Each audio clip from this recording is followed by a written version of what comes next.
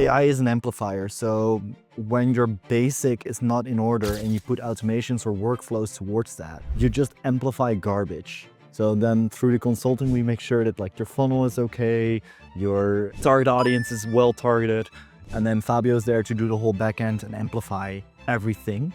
See if there's a product market fit before you spend almost half a year building something, because we learn a lot from it. But we could have got clients and earned so much more money if we just done it differently. Yeah, if we just went to people, asked to people, and then just say, hey, what do you want? And then build that, or just... And I think that's a big lesson to take away for a lot of people as well. The man, the myth, the legend your mom dreams about is back. Is back. My best friend and business partner, Fabio Vitto. Thanks for having me again, Job. Yeah, I don't know why it should be illegal to put us together in like one room, but after half a year of traveling, finally back in Amsterdam, we saw each other in between in Albufeira, in Bansko, in Prague. Yeah. The business is up and running. First clients are in. So I thought it would be good to do a podcast together again. Yeah. This time not about friendship, but about how two dickheads run a business. We just like chugged like half liter of Monster Energy, so It's still standing on the table over there because nobody wants to throw it away. Yeah. In this podcast, you can expect all the ups, the downs, the mistakes we made for running our business for half a year, because we made quite some lessons learned, and how we even got the first clients. Yeah. So I think for you, because I've been in business for the past 3 years now as a freelancer, sales and marketing consultant. This is for you the first real business venture we start together. Well, we did some things when we were a child. Listen to the other podcast. We were like 16-year-old stockbrokers, but like the real business venture registered Yeah. outside of school. How is it so far? I love it. It's been long hours though, but I love every second I put into it, learning new stuff, just building. I love the building side of our business and seeing it grow, getting clients and them coming back. I like what you guys are doing. You guys build good stuff, and I like the advice you gave us, and for me that's like very satisfying to see. Yeah. Yeah. So like the recognition for the work that we do in that way. Yeah, exactly. That's it for my part. But how is it for you, Job? Maybe it's good to clarify what we do first. So people's like, well, okay, so you guys have a business, you've been best friend. Yeah, okay, that's all true. But what we do consulting. So like I've said, I've been a sales and marketing consultant for the past 3 years. And Fabio is, I'm an AI automation architect. I create AI agents, workflows, and everything in between, front end, back end, everything you can automate, I'll automate it.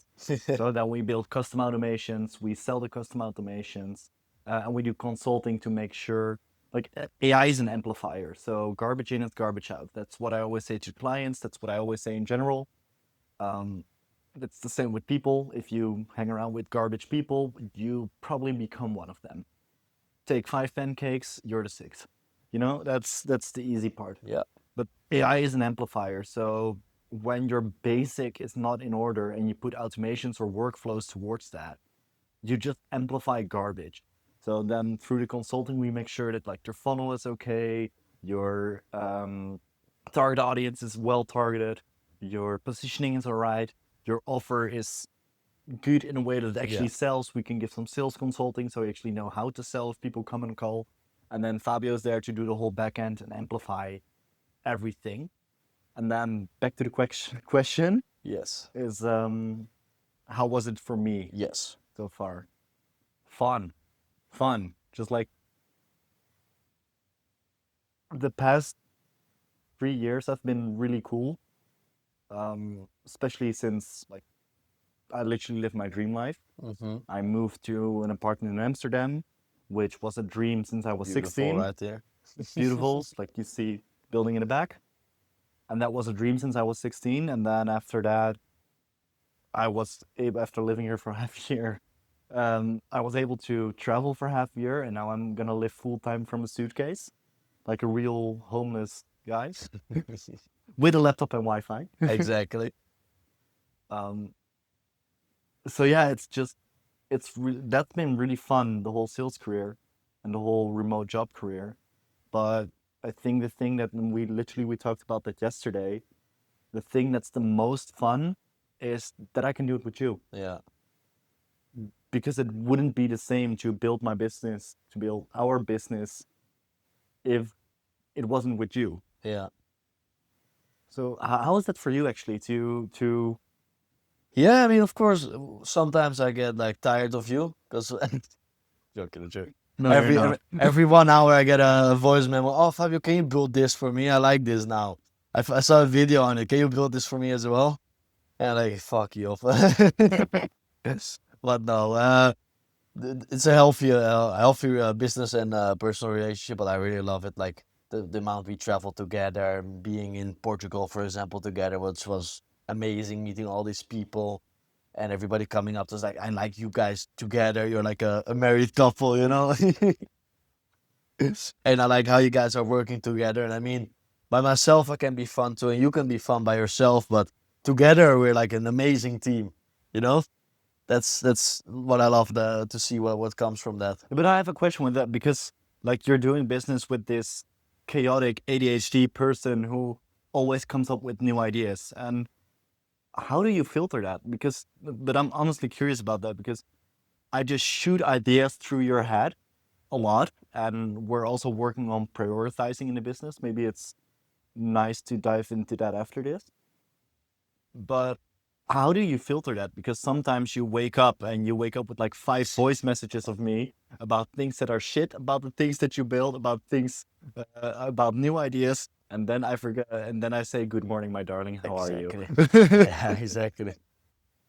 No, no, no. I just after 9 years with you, I built in a natural feature in my brain that will like filter the BS out of it. And then I'm like, okay, you'll just put it. I'll fix this. I'll fix this, this, and that. This we can maybe do like this better, and the rest just put it in Notion. I'll look to it when I want to. Yeah. And that's a really important part. So what we did after talking to 2 friends of us, Robin and Manon, is they said you need to organize your thoughts together to make sure you're on the same page, because Yeah. we're co-founders. Yeah. And one of the tools that they recommended to us is Notion. And now what we do is, when we have ideas, we just put it in Notion, and we have like this massive list of ideas that we can execute on, but we don't necessarily have to execute on. So we have like stacked ammo. Yeah, exactly. For whenever maybe there's like you have some time left, you just check the list and like, oh, I can do this. This would be fun right now. I can also priority wise, like what needs to be done already, and what can we do later. Yeah, so if you have a co-founder, I would really recommend that as well, to just like have a place where you can put both of your brains together. Yeah, And for us, that's Notion. That's really, really valuable. yeah. Especially the projects and tasks page that we have. Yeah, can you talk a bit, because you built the whole damn thing? I'm not allowed to touch that. Exactly. Don't Uh, touch it, Joe. I'm not allowed to touch anything off the back end. But how did you structure it? How did you structure the whole back end of our business? Well, I looked mostly at things that we were currently doing just by texting each other, or the community that you created for us on WhatsApp with like ideas and stuff. And I was like, okay, you always throw ideas at me and things that need to be improved and need fixing, but I don't get an overview if you just put it from a voice memo or whatever. I don't get enough context. I have to call you, ask for more context. So I was like, okay, that's one of the first things we need to do, is have a place where we can put everything together, where you can give me instructions on how to what to fix and what you want the outcome to be. So that was like my first thought, okay, we need a place for that. We also always have new future ideas, so we also need a place for that. And then I integrated everything in there and linked it We linked it up with the rest of our CRM and the pipeline and everything, because that's what you of course need for sales. So that was the second part that was really important, having the CRM and the sales pipeline in there, along with finance, prompting, automations, or whatever. And then we just keep on expanding upon that to see whatever things we needed. So like a business trip planner, or what else did we add? We have I make use of that part a lot lately, and that's like the visionary and strategy. Vision and strategy part. Yeah. Yeah, so there's literally a page, and I just open up that page, and it's called Vision and Strategy. So what I do there is what I'm currently working on is like, okay, what departments do we have in the business? What type of roles need to be in each department? And what type of tasks do the roles need to execute on? So in that way, I can have an overview of the entire business and what we're currently, like we literally discussed this today, then you will have a list of all the automations that you already have or all the ideas for automations that's you can already build. Yeah. And then we just put that together to the departments, to the person who should be doing each task, and then we can see what we can automate and how we can automate it, because we're more able to filter on what's important there. Exactly. For each We just department. clearly know what needs to be done. So we have the workflow that's needed. So the way the task should happen, and then we can see, okay, this is something that's gonna take some time. It's a repetitive task or anything that we can just automate. That's perfect, because that's what our business is also about, automating stuff. Yeah, and that's really interesting because like we both walked along with Svetsky. Yes. There's actually I'm gonna record the video with the 10 lessons I learned from Svetsky today, so should be uploaded this Sunday, I think. This will be uploaded when? Does not matter. And you also can see it in the past couple of vlogs that are uploaded, the Bansko one and the Prague one. And the podcast with Jordi. And the podcast with Jordi, of course. And what we learned there, that's really interesting because he is building a tech startup. Yeah. And at some point, he brought us all together to think about what were the most important parts to develop next in the app that they're building, Atlantis. Yeah, so he had the full-on list with all the new features and polishments that he wanted. And he asked us, okay, from this list of 13 features, which one do you think should be the next one up to create? And below that, and put all the priorities on the list there. Yeah. And what was interesting about that is a feature is something that has multiple polishments to it. So multiple small tasks that need to be done to make that feature, that one big thing work. And polishments are just small things that you can easily do. And that way of thinking, that's what we're trying to adapt there with Yeah. departments in the business so the main department, for example, sales or finance or marketing or operations, that's the feature. So that's the project, the Yeah. project. The project has different features. The features are the roles. And the tasks that belong to that person are the polishments that belong to the feature. And in that way, you can really strategically think your way on how to build and prioritize. Exactly, set priorities and see how much time each thing takes and how important is it. Yeah. And also that really depends because every stage of the business, I think that's also a nice part to dive into right now. Like every stage of the business requires different priorities. Yeah. And that's what we did wrong for almost the first 4 months of our business. What did we did wrong there, Fabio? We didn't set priorities. We were just doing something. And also we were just building. Yeah, but more blindly building. Yeah. We had a vague goal in the future, but we weren't sure on how to get there or what we have to do to get it. But we're just figuring it out. And that's one way of fixing it, but not the most effective way. And that's what we learned when we went to the Nomad World Fest in Albufeira. Yeah. When we started talking to people, is we build a product, but we did not knew if there was demand for that product. Exactly. So we had this full-on content repurposing system. We found out, yeah, but nobody here actually wants that.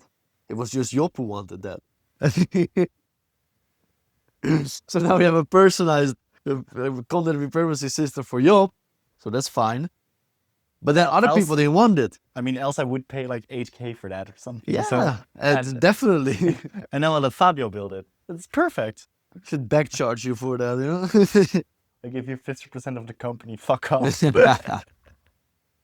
But that, I think that's a really big lesson for us as well, and that's what we're really adapting right now, is talk to people. Yeah. The right people. The right. The right Can you explain a bit more about that? Well, I think you should explain more about that, because you're the people's guy. I want to hear it from you. I'm genuinely curious about your thoughts on. On the right people. Yeah. Well, back there for example, in those conferences, we're just two 22-year-olds, and everybody there had most of them, they had 20 years more experience than us. So they were there. They've been in business for a while now. They know everything. They've experienced everything we can only dream of we've seen in a movie or in a YouTube video. They've done it already. So by talking to them, we can actually easily figure out what should we do. They're so happy to give us advice on anything. So yeah. Yeah, it's about filtering out your time. And I also amplify on that I also dive a bit into that in the Bansko video. The 80-20 rule, that you can talk to 80% of people, but most often they will not bring you anything. But if you talk to the right people that can bring you anything, ask them as much as you can. And that was really cool. And I think you've really grown in that a lot. That the switch of attitude. Yeah. I think I really saw that switch in you for the first time when we were in Albufeira. You know what I'm talking about? Yeah. Can you explain it? Well, I think it's mostly about, before this, I always thought I knew everything. I don't know why, it's my attitude that comes from high school. That I always thought I knew everything. And when I came there, I was like, I don't know anything, and I'm here to learn from you. That's literally what I said to everybody there. If for example, I talked to Louisa, which is our amazing new mentor, I would call her. And whenever I spoke with her, I'm like, damn, I don't know anything. I can learn so much from you. I want to be around people like you so I can learn way more.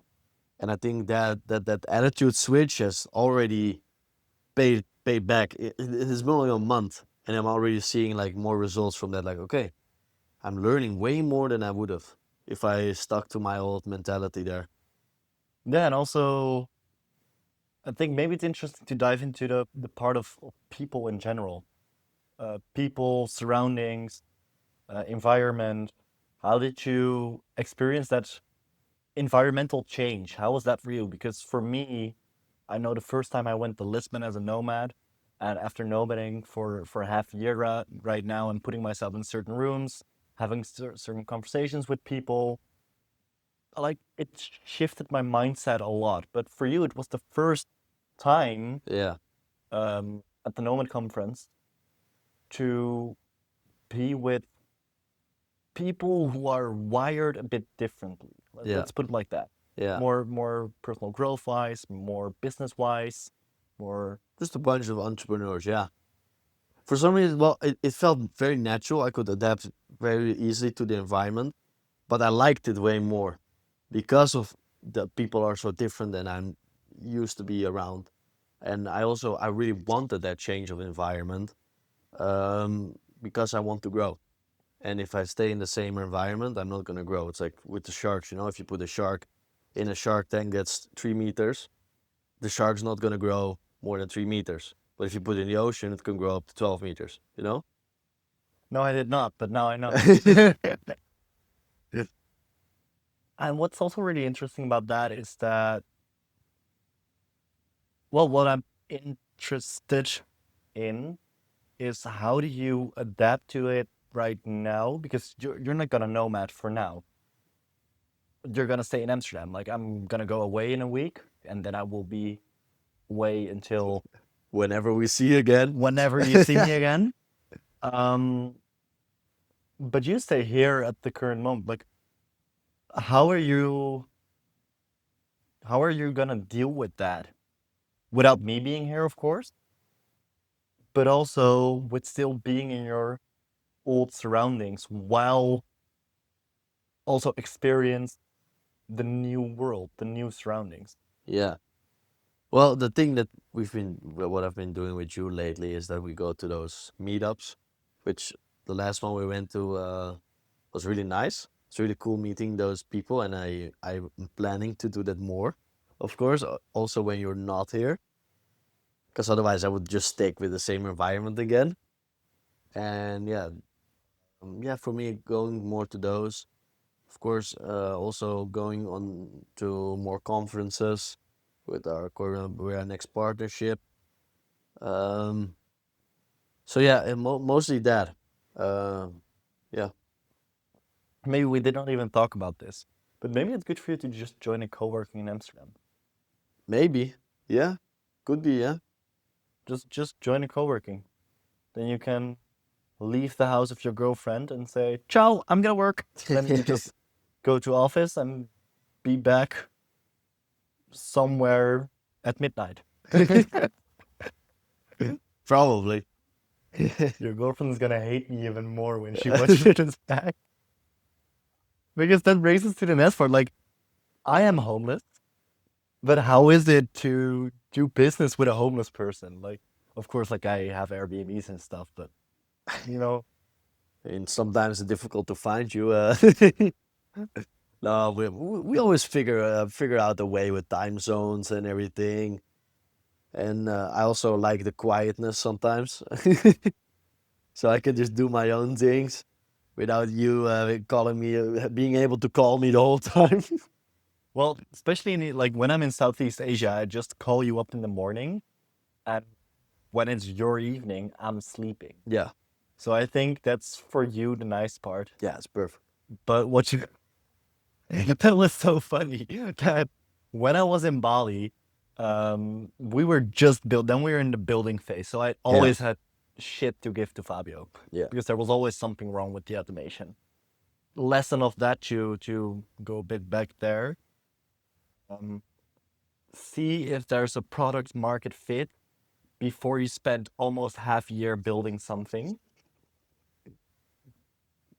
because we learned a lot from it, but we could have got clients and earned so much more money if we just done it differently. yeah, If we just went to people, asked to people, and then just say, "Hey, what do you want?" and then build that, or just maybe focused on doing cold outreach and then just based on the cold outreach that we did, build automations for that. Like we could have done it so more efficient. yes, And I think that's a big lesson to take away for a lot of people as well. yeah. Do your research Do your research. and talk to people. Yeah, Yeah, I think that's the main biggest mistake we did. It took way too long before we talked to people. yeah. That's the biggest mistake I would say. And that's sad because like it cost us like 4 or 5 months maybe. Yeah, yeah. We could have spent that time a little differently. Yeah, but that's how you learn. Fuck up and find out. That's your motto. And but that, now back to the funny story. Like when I was in Bali and we were building the product that no one wants except me, um,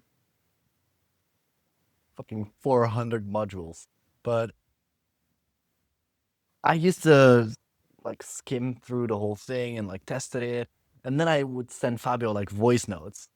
But for me, it was the afternoon. It was 12 o'clock. But 12 o'clock in Bali meant 6 in the morning in the Netherlands. So then Fabio would literally wake up with me like shitting on him for sometimes. Like 35 messages or something. And I'm like, fuck. At some point, he texted me, or we were calling. I don't know. I don't even know. It's like, yo, like it's fine if you give me feedback, but could you at least start with good morning? Exactly. You did start doing that after I told you, yeah. Yeah. So It was like, good morning, sweetheart. And then 35 voice memos. yeah, but also, so if you have a co-founder, I know that you want to get it out of your system, and I know that you want to get shit done. But do it polite. Start with good morning. Yeah, yeah. At least start with good morning, yeah. In the way that you communicate.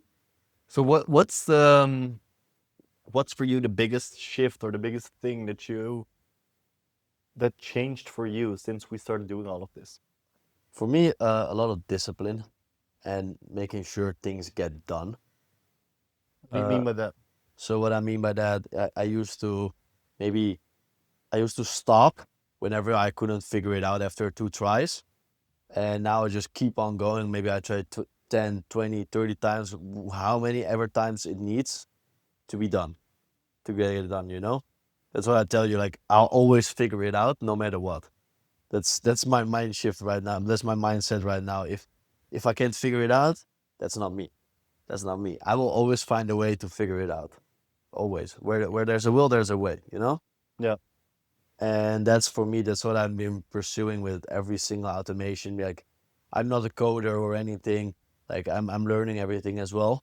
And from the past mistakes that I made with all the automations and all the feedback I got from Job, for me it was a lot like think simple. Well, how you always say, like, keep it stupid simple and try again, try again, try again until you do succeed in there. Yeah. And what's the biggest personal shift you think you made, except for like discipline and trying and trying and trying? What what changed for you personally in how you look at the world right now, in how you think different, in how you Well, I see people differently, and in what way? well, I see some people as more valuable to hang around with, because I can learn more from them Mhm. in a business way, or maybe in a personal way, like some people we met in our conferences. They're like, okay, from you I can really learn a lot, but from those people I like talking to them, but I can't really learn anything, or yeah, learn anything from them.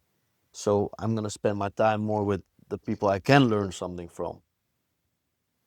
So that's a major thing. Like for example, our good friend and new mentor as well, Alex Swetsky, which it's better to hang around with him because he can teach us a lot of things about business, about life, about personal stuff. Like and we Poker. poker. He taught us poker.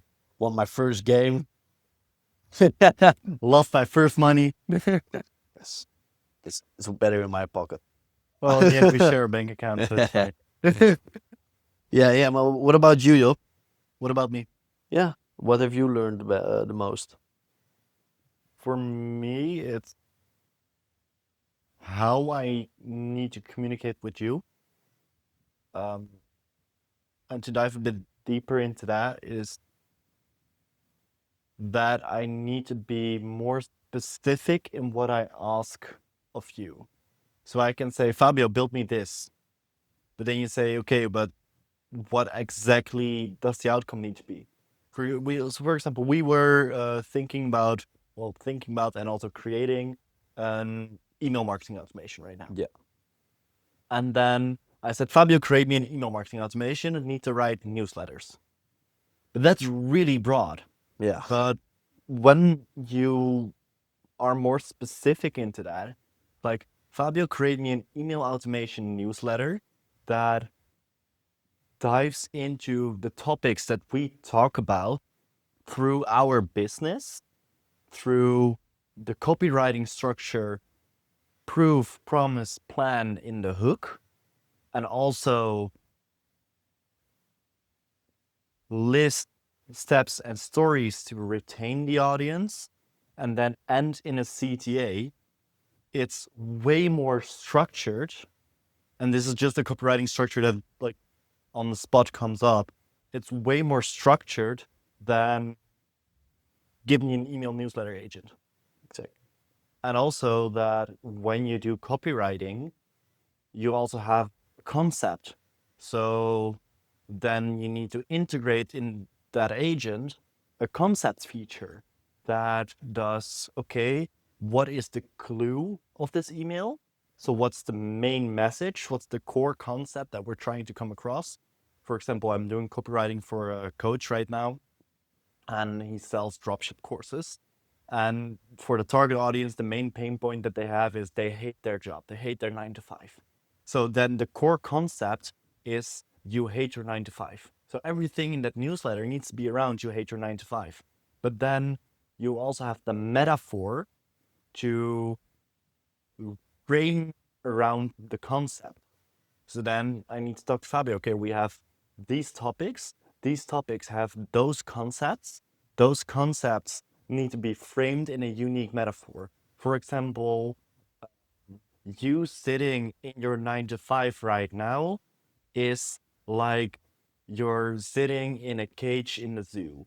But the difference between you and a zoo animal is that a zoo animal does not have a choice, but you do. So unless you take action to building a life to break free out of that cage, you just live by your salary, wage by wage, to like it's feeding time like a zoo animal. For example, that's like roughly concept to think out loud on the spot. But then it's way more specific, and you know what to build actually, instead of Fabio, build me an email newsletter agent. Yeah. So I think that's a really important thing that I learned. Also setting priorities, so the polishments and the features, Yeah. and looking at the overall picture of a business. Yeah.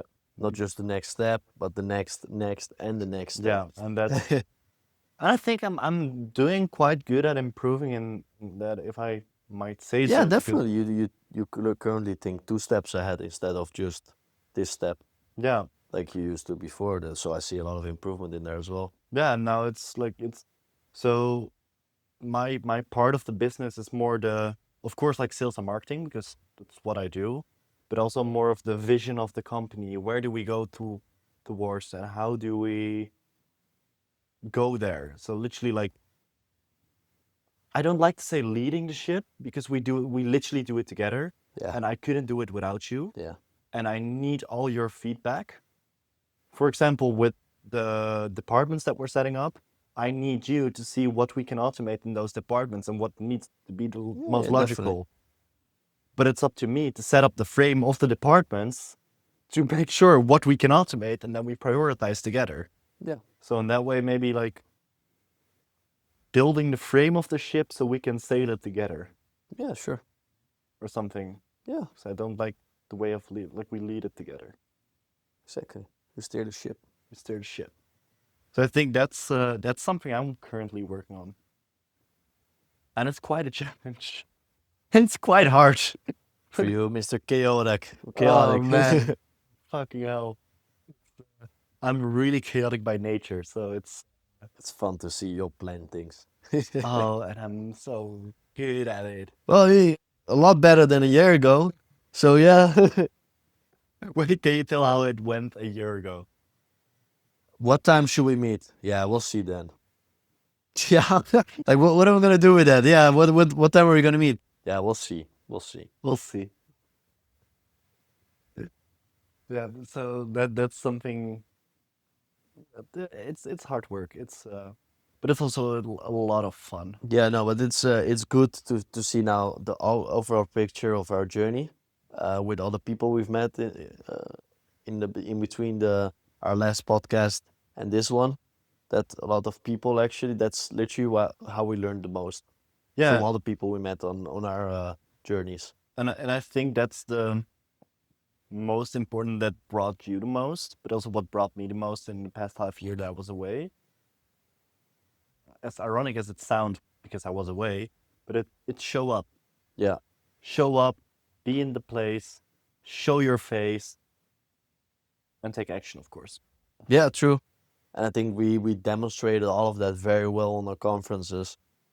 We went to every talk, almost every talk. We always dressed up. Like you didn't see us in a dirty t-shirt or shorts with some random sneakers. So no, we were in suits, iron shirts, everything professional, and we talked to anybody that wanted to talk. You know? But I think you make a really good point that we did not talk about yet. And that was for me at least something that I learned from you. And that is, of course, like you show up, you show your face, but how you dress matters a lot in how people perceive you. Yeah. And it sounds maybe really dumb if I say it out loud for some people right now, but when you show up nicely dressed. Like this is what I'm wearing right now with just like a nice t-shirt, some good pants, and also what you're wearing right now with a nice t-shirt, good pants. Well, you wear your loafers. I got blisters on my feet from my loafers, so I wear my flip-flops right now. But the point is you show up well dressed. First impressions are very important. And we literally had people came to us on conferences, and a client of us literally told us this, that I choose to work with you because you show up in a professional way. You show up in a way that's, how you said it, that's perceivable. I don't know if that's exactly the right word, but like in a way that's Likeable more, like that. yeah, it creates the effect is that you're maybe a bit more likable because you show up well dressed. You just make a great first impression on there. Yeah. And then you will love this. I don't know if I ever told you, but a friend of mine, he works in sales. He's selling houses in Portugal. Zilo, amazing guy, really cool guy, really smart guy, and he always wears a suit. You would love him. He always wears a suit, and he told me at one point, because I was not wearing a blazer, I was wearing this, but compare this to someone who's wearing a suit, and then I look like a nightmare. So he said, you cannot sell a dream looking like a nightmare. Yeah, true. True. And yeah, like I said, literally on the conference, people came to me like, "Oh, you are really well dressed. What do you do exactly?" Yeah. It sparks an interest. Yeah, Yeah, definitely. I mean, that's something my mom also used to say, you never know who you're gonna meet. So if you're wearing, okay, you're wearing flip-flops now, but if you wear your flip-flops, your sweatpants, and a dirty shirt or something, people are gonna look at you and like, what the fuck is that guy? I don't want to talk with him. He doesn't look like he can do so. I can do business with him. Then you see a guy in a suit, nice hair, but smiling, like being charismatic, not like an arrogant asshole. That's also the possibility, of course. But smiling, just being open, talking with everybody, laughing. You make a way better impression if you do that. Other people will see that too. And they're like, oh, he looks likable. He's laughing there. People are laughing with him. Like, that looks nice. I want to meet that guy. That's, for me personally, the kind of impression I want to make on people. Also, that makes me think. I don't know how it makes me think of this, but that's also a lesson that we learned in the past half a year. And that's when you're starting a business, you're really good at undervaluing Oh, yeah. yourself. So, and it's funny because at some points I really undervalue myself of our business, and at some point you do it. So Yeah. it's but we both have it on different aspects. Yeah. And it's something we're working on, but it's just because you don't know what you're worth because you did not sell that much. Yeah. We don't have the experience yet, so we don't know what we're worth in that point. Yeah, and then I think what helps us right now is just, okay, it's okay to undervalue yourself and undersell yourself. But what you know, and we learned this with a recent client, that if you put out an offer and they immediately accept the offer, you're too cheap. Yep. You're too cheap. You could have asked more. Yeah. It is what it is. It is what it is. But it's fine. Like, that's how you learn. Yeah. Of course, we need to build a track record. Then you know what you can ask, what's like a good price for your services. So yeah, we have to figure that out too. Maybe that's the lesson we're gonna have in 2 or 3 months. We're gonna have another podcast. I'm gonna say like, okay, this is the new lesson that we learned. We know our worth. Yeah. But it's an interesting journey, and it's interesting to do this with you, of course. Yeah, that's the best part, to do it together. Yeah, you learn a lot. And I think what's the biggest takeaway for you? Biggest takeaway. Take action. Not just watch videos about it, just do it. That's the Nike one. Just do it. Just win. Let's just say like take action and figure it out. Yeah. For me personally, that's how the best way for me to learn, and I like it too. But I like it better too. Gives me a gratification. So, Job, what is your biggest takeaway from last year? Sounds really ironic, but it's two. One, put everything black and white on paper. Yeah. I'm not gonna dive into specific cases here, but like, you can trust someone, that's fine. But even though when you trust someone, put things black and white on paper so you're certain, because that gives a lot more mental space. So put everything on paper. That's a really big lesson. And knowing what to say to who. And what I mean by that is that to some people you tell certain things, and to some people you don't. And it's not because you're not open about it, but it's because it comes with an opportunity cost. Because they know that you have certain things going on, but they don't have to know, then shut up about it. Because everything someone knows about you affects the way they perceive you. So be really strategic in what you share with who and how much you share with every person that you talk to. So be really aware of that. Because when you share certain things to certain people, it can come at a cost. Business-wise, friendship-wise, it can come at a cost. So I think those are the two things that I learned, like the major lessons that I really take with. Yeah.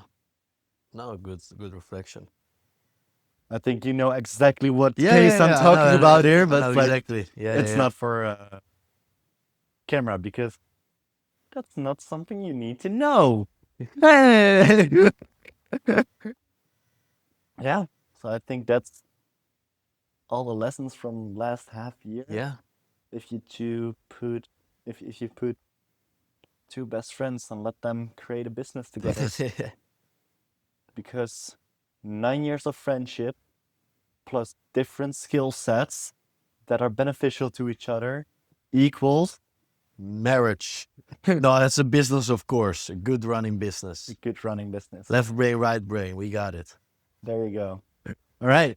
Then I would say, like, subscribe, do a little rain dance, because it's fun, but it already rains enough in the Netherlands. fucking Amsterdam. So maybe don't, because it rains enough in Amsterdam.